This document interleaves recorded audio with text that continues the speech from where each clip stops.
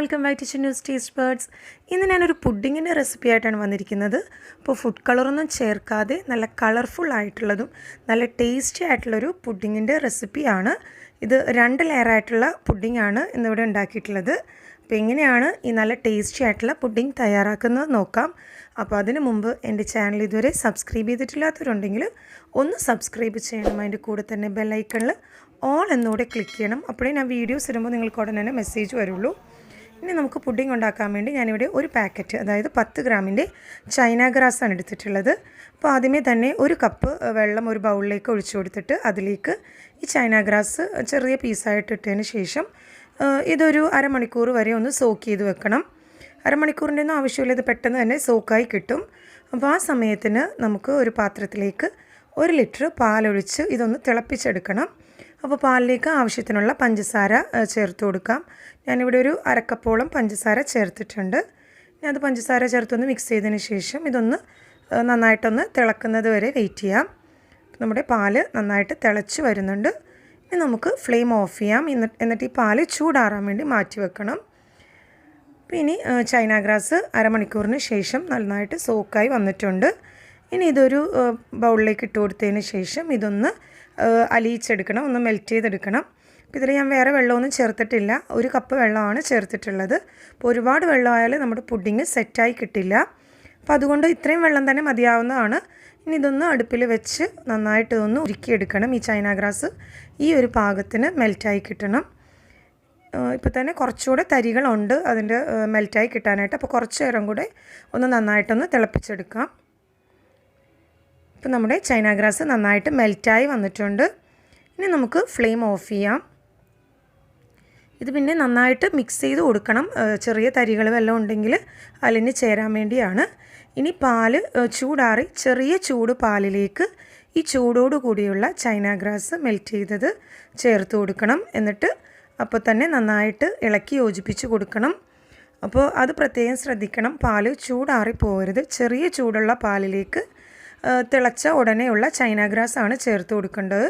മിക്കവരും പറയുന്നത് കേൾക്കാം അങ്ങനെ ഒഴിക്കുമ്പോൾ പിരിഞ്ഞ് പോകുന്നുണ്ടെന്ന്. അപ്പോൾ ഈ ഒരു പാകത്തിന് തിളച്ച പാലിലേക്ക് തിളച്ച ചൈന ഗ്രാസ് ഒഴിക്കുമ്പോഴാണ് പിരിഞ്ഞു പോകുന്നത്. ഇനി ഇതിലേക്കൊരു 1/2 ടീസ്പൂൺ വാനില എസൻസ് ചേർത്ത് കൊടുക്കാം.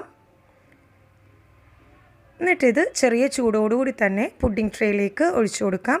അപ്പോൾ പുഡിംഗ് ട്രേ നിങ്ങളുടെ കയ്യിലുള്ള ഏതാണെന്ന് വെച്ചാൽ അതിലേക്ക് ഒഴിച്ചു കൊടുത്താൽ മതി. ഇനി സ്റ്റീൽ ബൗളാണ് ഉള്ളതെങ്കിൽ അതിൽ ആണെങ്കിൽ ഒഴിച്ചു കൊടുക്കാം. അപ്പോൾ പുഡിംഗ് ട്രേയിൽ നിറയെ ഈ മിക്സ്ചർ ഒഴിക്കരുത്. പുഡിംഗ് ട്രേയുടെ പകുതി ഹാഫ് സൈസ് അളവിൽ വേണം ഈ പുഡിങ്ങിൻ്റെ മിക്സ് ഒഴിക്കാനായിട്ട്. കാര്യം നമ്മൾ 2 ലെയറാണ് ചെയ്യുന്നത്. അപ്പോൾ ഫസ്റ്റ് ലെയറാണ് ഇപ്പോൾ നമ്മൾ ആദ്യമേ തയ്യാറാക്കിയിട്ടുള്ളത്. അപ്പോൾ ഗ്ലാസ് ബൗളിൽ ഒഴിക്കുമ്പോൾ ശ്രദ്ധിക്കുക, ഒരുപാട് ചൂടോടുകൂടി ഗ്ലാസ് ബൗളിൽ ഒഴിച്ചാൽ ചിലപ്പോൾ ബൗൾ പൊട്ടിപ്പോവും. ചെറിയ ചൂടോടുകൂടി വേണം ഇതിലേക്ക് ഒഴിക്കാനായിട്ട്. എന്നാലൊട്ട് ചൂട് മുഴുവനും ആറിപ്പോവാനും പാടില്ല.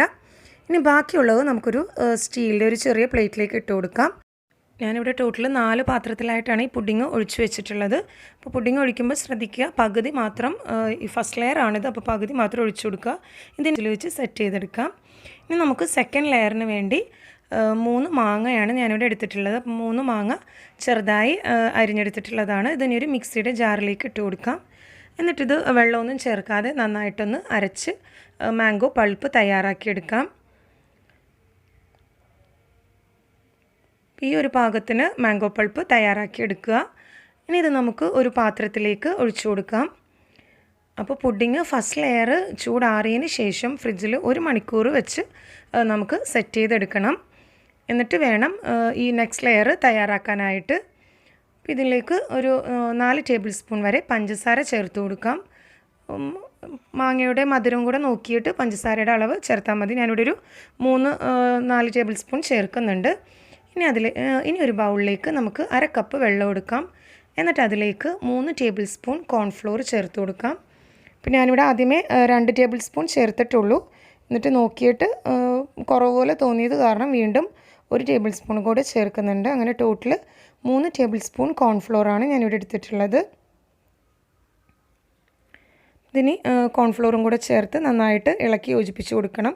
കട്ട കെട്ടാതെ നന്നായിട്ട് മിക്സ് ചെയ്തെടുക്കണം. അപ്പോൾ ടോട്ടൽ 3 ടേബിൾ സ്പൂൺ കോൺഫ്ലോർ ചേർത്തിട്ടുണ്ട്. ഇനി ഇത് നമുക്ക് നന്നായിട്ട് ഇളക്കി യോജിപ്പിച്ചതിന് ശേഷം ഈ പുഡിങ്ങിൻ്റെ മാംഗോ പൾപ്പിൻ്റെ മുകളിലേക്ക് ഇത് ഒഴിച്ചു കൊടുക്കാം. എന്നിട്ട് കട്ട കെട്ടാതെ നന്നായിട്ട് ഇളക്കി യോജിപ്പിച്ച് കൊടുക്കണം. അപ്പോൾ ഇത് ഫ്ലെയിമിൽ അടുപ്പിൽ വെക്കുന്നതിന് മുമ്പേ തന്നെ ഇതൊക്കെ മിക്സ് ചെയ്തെടുക്കാൻ ശ്രദ്ധിക്കുക. അടുപ്പിൽ വെച്ചിട്ട് ഇത് ഇങ്ങനെ ചെയ്തെടുക്കരുത്. കാര്യം പെട്ടെന്ന് തന്നെ കോൺഫ്ലോർ ആണ്.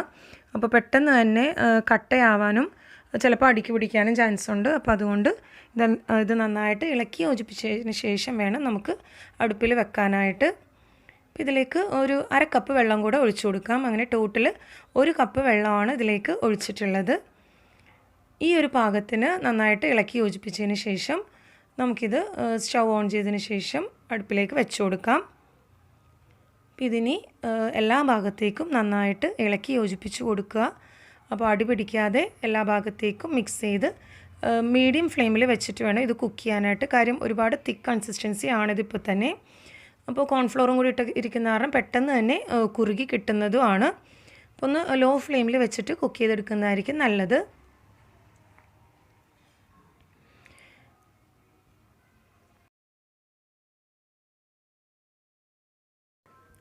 നമ്മുടെ പുഡിങ് നന്നായിട്ട് കുക്കായി വന്നിട്ടുണ്ട്. എല്ലാ ഭാഗത്തേക്കും നന്നായിട്ട് ഇളക്കി യോജിപ്പിച്ച് കൊടുക്കുക. ഈ ഒരു പാകത്തിന് നമുക്ക് ഫ്ലെയിം ഓഫ് ചെയ്യാം. എന്നിട്ട് ഇതൊന്ന് ചൂടാറുന്നവരെ വെയിറ്റ് ചെയ്യാം. അപ്പോൾ ഇതും ഒരുപാട് ചൂടാറരുത്. ചെറിയ ചൂടോടുകൂടി വേണം നമുക്ക് നമ്മുടെ പുഡിങ്ങിലേക്ക് ഇത് ഒഴിച്ചു കൊടുക്കാനായിട്ട്. അപ്പോൾ ഇത് തിളച്ച വടി ഒഴിക്കരുത്. ചെറിയ ചൂടോടുകൂടി നമ്മൾ ആദ്യമേ തണുപ്പിച്ച് വെച്ചിട്ടുള്ള പുഡിങ്, ഇതിപ്പോൾ ഞാൻ 1 മണിക്കൂർ ഫ്രിഡ്ജിൽ വെച്ച് തണുപ്പിച്ചെടുത്തിട്ടുള്ളതാണ്. അപ്പോൾ ഇനി ഈ പുഡിങ്ങിന് മുകളിലേക്ക് ചെറിയ ചൂടോടുകൂടി നമ്മുടെ മാംഗോ പൾപ്പ് സെക്കൻഡ് ലെയർ ഇതിലേക്ക് ചെറിയ ചൂടോടുകൂടി ഒഴിച്ചു കൊടുക്കാം. അപ്പോൾ ചൂട് ഫുള്ളായിട്ട് ചൂടാറിപ്പോവാതിരിക്കാൻ ശ്രദ്ധിക്കുക. കാര്യം ചൂടാറിപ്പോകുമ്പോൾ ചിലപ്പോൾ ഇത് ഒരുപാട് തിക്കായി പോവുകയും ചെയ്യും. നമുക്ക് ഇതേപോലെ ഒഴിക്കാൻ പറ്റില്ല. അപ്പോൾ ചെറിയ ചൂടോടുകൂടി വേണം നമ്മുടെ പുഡിങ്ങിന് മുകളിലേക്ക് ഇത് ഒഴിച്ചു കൊടുക്കാനായിട്ട്. അപ്പോൾ ഞാൻ ആദ്യമേ തന്നെ 4 ബൗളിലാണ് നമ്മുടെ ഫസ്റ്റ് ലെയർ ഒഴിച്ചിട്ടുള്ളത്. പക്ഷേ ഈ മാംഗോ പൾപ്പിൻ്റെ ലെയർ ഞാൻ 3 ബൗളിൽ മാത്രമേ ഒഴിക്കുന്നുള്ളൂ. നമ്മൾ ആദ്യമേ ഒഴിച്ചപ്പോൾ ഒരു സ്റ്റീലിൻ്റെ പ്ലേറ്റിൽ കുറച്ച് ഒഴിച്ച് വെച്ചിട്ടുണ്ടായിരുന്നു. അത് നമുക്ക് ലാസ്റ്റ് ഗാർണിഷിങ്ങിന് വേണ്ടിയാണ് എടുത്ത് വെച്ചിട്ടുള്ളത്. ഇതിന് ചൂടാറിയതിന് ശേഷം നമുക്ക് ഫ്രിഡ്ജിൽ വെച്ച് ഒന്നുകൂടെ ഒന്ന് തണുപ്പിച്ചെടുക്കാം. അപ്പോൾ ആ സമയത്തിന് നമ്മൾ നേരത്തെ എടുത്ത് വെച്ചിട്ടുള്ള വൈറ്റ് പുഡിങ് നമുക്കിതൊന്ന് കട്ട് ചെയ്ത് പീസാക്കി എടുക്കണം. ഇത് ബാക്കിയുള്ളത് നമുക്ക് ഫ്രിഡ്ജിലേക്ക് വെക്കാം. എന്നിട്ട് ഇതിപ്പോൾ തന്നെ സെറ്റായി വന്നിട്ടുണ്ട്. കാര്യം ചൈന ഗ്രാസ് ആണ്. അപ്പോൾ ചൂടാറുമ്പോൾ തന്നെ ഇത് സെറ്റായി കിട്ടും.